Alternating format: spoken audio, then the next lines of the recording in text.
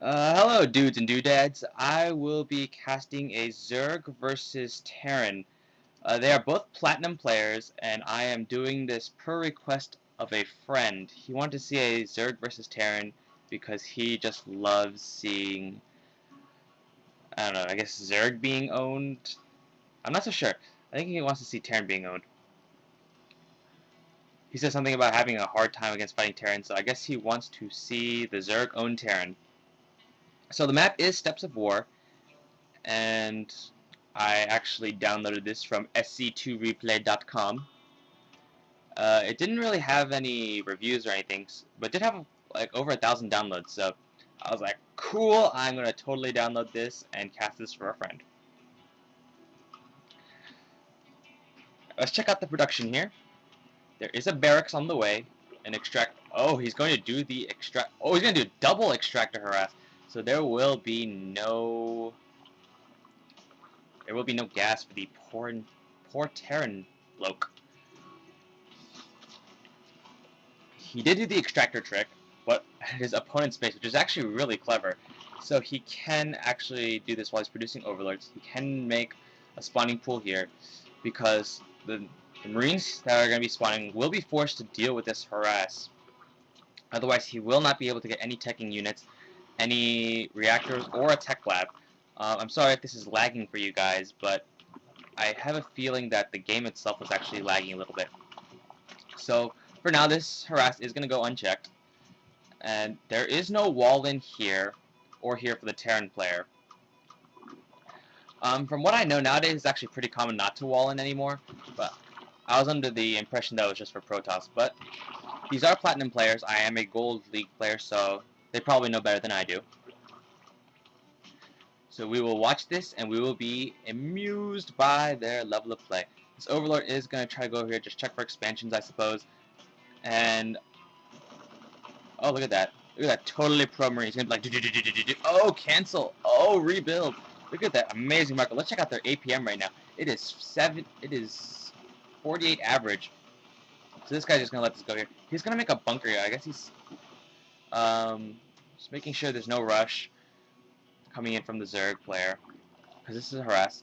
So he's like, oh, look, there is no rush coming, and the spawning pool is just about to finish. He's going to be all like, I am going to drill this hatchery in a non-sexual way. If you guys actually look at the pictures for the art that Blizzard does for these, the SCV is actually pretty tiny. Like, fits like right in the entrance. And so if you guys compare the size of the SCV to the drones, it's like, whoa, the Zerg are huge, and so are the Protoss. But there are two Marines now. I think one of the drones did die finally. So this actually doesn't really matter. It's just more of a scouting purpose. And because he will be able to get this refinery. There's no real need for two refineries this early in the game unless you are going the Destiny Cloud Fist build, or heavy mech build, or a aerial build. So totally unnecessary. Now I think he is going to leave though. Oh, and he's going to get shot down by those Marines. Or just that one Marine. Actually, I don't think I introduced the players here. Nick Will is the red Zerg at the, I believe that's a 2 o'clock position, but you know, I use digital clock, so I can't really tell anymore. And this is Jobless, so that's why he's playing StarCraft 2. Sorry, lame joke there. We actually just have both refineries out, so I guess he's just trying to make up for the late gas, but I'm not quite familiar with this because, yeah, I'm a noob. He does have his orbital command going up. He does have 2 barracks, a whole bunch of Marines, no tech lab, no reactor because of this late gas and the harass. Zergling here, I assume he's placed there either for safety reasons or just to make sure that the Terran does not go for this either high yield here or the expansion here via air. Most likely won't. And you are seeing a scan go down here. There is a Baneling nest, so we might be able to see some sort of Baneling, well, there's no wall here, so there is no Baneling bust, but we might be able to just see some totally cool Banelings as the Queen is pumping out larvae. Let's check out the income tab really quick. So, The Red Zerg actually is a little behind in terms of harvesters, but in terms of actual income, they are pretty much even. So the harvester count is 17 over 22, but there are a whole bunch of things building, so there is 2 less harvesters for the Terran player mining. So I guess that kind of evens it out, and I believe Zerg do mine slightly faster than the other races because they do sacrifice their bodies to make buildings. I guess it's more of a balancing feature. So the metabolic boost actually is done for these Zerglings, so they are now officially considered speedlings. He is making a whole bunch of banelings right here. Look at those cute banelings. They are forming little bombs on their backs, and they are going to kill themselves for the sake of the swarm. We are seeing an expansion here at 29 instead of I suppose it would be the 13 pool 15 hatch build. So he can set up his expansion whenever he wants. There are no Terran forces out on the map right now. The Zerg player does have full map control. He did sacrifice too many banelings right there, but he is going to go for the middle line. It's going to be explosive. It's going to be, oh no! Oh, look at all those banelings. He's going to get sent. And that mule did go down there. So another 12 Zerglings on the way. We might be able to see some more banelings here, but we are seeing a siege tank coming on the way. So, to my friend who wanted to see this, said that tanks are not really used anymore. Tanks are clearly being used here. Ha ha ha. I am gloating in your face via video. So there is a Marauder here. There are no upgrades for the Marauders or the Marines. No stim pack. There's the Orbital Command. So this is kind of like a delayed. Well, I guess I wouldn't put it like that. It would be wrong to say that it was a 1-1 build because he did get the couple barracks first.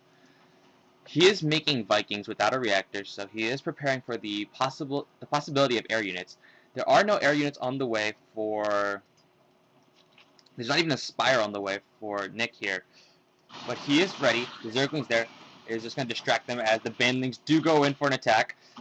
Banelings actually do really low damage to tanks because they are considered armored, and Banelings do. Curses, stupid Banelings, where'd you go? Stop dying on me. I want to check your damage. Oh, look at that little Zergling there. Oh, he's gonna get shot by the big bad Marines there.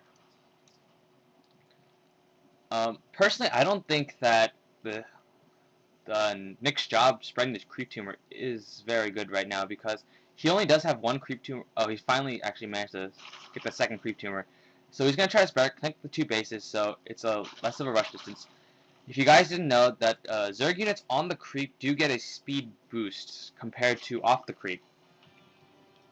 I'm not so sure if that works for drones, though. I think it does. And let's see. Still more Vikings on the way. He's going to try to snipe some Overlords. Actually, let me check out this Baneling damage because I am very curious. Siege Tech is on the way. So that's always cool. He is massing up these Banelings right here. And that is going to be totally epic. What is this? Attack Structure. It actually does more damage to structures when you press this button. It's really cool. Banelings do only 20 damage to normal units, so against armored units, and 35 against light. So they do a huge damage to light units. They don't actually have that much HP. And so this is going to be a totally strange battle because I have not seen a match where Banelings and only Banelings are used. And it is a GG here because Nick does see this huge army here and he realizes that wait, is he saying GG for him or wait?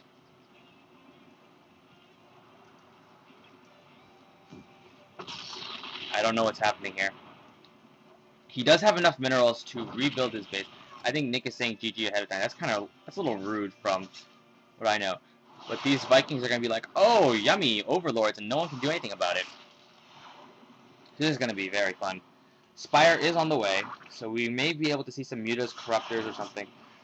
And so the base is finally being rebuilt.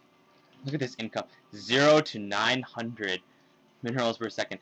And 28 over 5 harvesters. This is going to put Jobless very far behind in the economy and unit count, but he is using these Vikings to harass, but they might go down because these queens do crazy damage to air. It's 9. That's like more than 5. So he's pretty steady. He finally did connect these 2 bases with the creep tumor, so that is very good on his part. Let's check out the production tab here. Command center, there's nothing being built. Oh, there are 5 mutas on the way, folks. 5 mutas. That is going to totally decimate this Terran army right here. If he can get in here and just like crush the starport, he will be able to get in the lead. He can actually, if he's, look at these. I think the purpose of these Zerglings was actually to get rid of these Marines, so the mutas would have full reign. Currently, and I think so far throughout the entire game, Nick has had full map control, and look at these Vikings finally landing in actually a really good position. This queen should go in there to try to stop them, but she does not, and these mutas will be able to take out these Vikings. And I think this is GG here. He is trying to do a last-ditch effort with his last remaining forces, and he's not even mining anymore. I don't think he just scared. I think he knows that this game is over, and he's just going to try to do a base attack.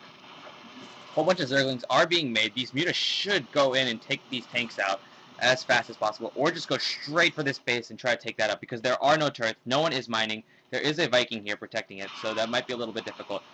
But I think this is GG here, and it's actually been a pretty exciting game.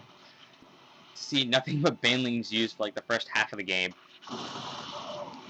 So I think Jobless will tap out. Personally, I thought it was a little bad-mannered for Nick to say GG prematurely before the game actually did end, so boo to you, Nick. And Jobless, good job trying to win. Oh, now he finally starts to actually mine. But I think if the Terran had decided to wall off here, it would have been much more beneficial for him. He does leave the game. The game is over. But some additional comments. If he had decided to wall here, the Baneling bus would have done some significant damage, but he would have had enough to actually, if he had made nothing but Marines or Marauders and just put them here and had Marauder slow, he might have actually been able to take on that Baneling bus right there, and he would have been Nick would have been forced straight to mutas, and he would have actually had enough Vikings and Marines to take that out. But what do I know? I am only a poor commentator on a pro game. I am not even their rank, so strategically I am inferior. But after looking at this game, I feel like this Terran dude, maybe he was sick, maybe he was tired, maybe he wasn't thinking straight, maybe he just got like something, bad news, but I think he could have done a much better job had he just walled in here, gotten an expansion. Actually, he doesn't even need an expansion. He just needed to wall off here. I think he would have been totally fine. So I think for Zerg versus Terran, walling in would be the best strategy so far. If you guys see one of my earlier videos, you guys should be actually, yeah, if you guys saw one of my earlier videos, you guys would have seen that anti-rush, anti-cheese videos, and so you would have known how to deal with this. But this guy is pretty pro. They are Platinum League, so I guess I'll just leave it at that. And so I'm just going to leave you guys now, and bye-bye!